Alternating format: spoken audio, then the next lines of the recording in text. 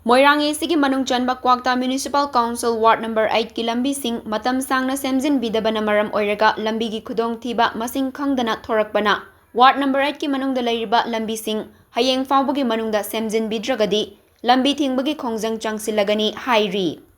Kwakta Ward number 8 ki fibam soklaba lambisingi maramda wangangladuna paumi-singa unaba amada Kwakta Islamabad Youth Development Organization ki IYDO gi General Secretary Merai Mayum MD Riaz Khan na phongdorakibada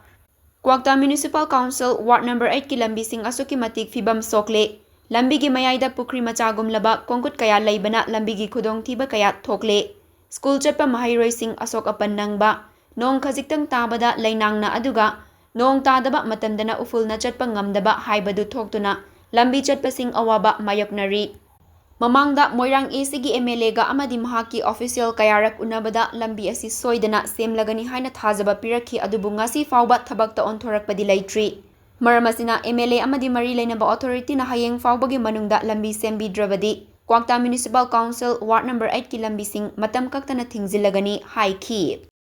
MD Riaz Khan KIYDO ge General Secretary oijari ngasi Kwakta Ward number 8 ki praja singna khoisam narba praja singna lambi sige matangda Kwakta Ward number 8 ta leiriba lambi sige matangda ngasi press briefing ama pijari odudi ikoi Kwakta Ward number 8 ta leiriba lambi sing asi matam kuina shembidabana maram oiraga lambi gi fibam asi aduki matik sokjal lagle maram asina ke IYDO Kwakta praja ki mute sing amadi Kwakta councillor Ward number 8 ki councillor yauna Moirang Kendra ki MLA Sar Thongam Santi unazaraba matungda Sar Thongam Santi na da thajaba piraki madudi mahakna numit nini ki matam pibiyo thabak asi hawallage haina adubu hawjik ngasi fawba thabak asi onthok piraktabdagi ngasi ki Kwakta Ward number 8 ki khoisam naraba miyamna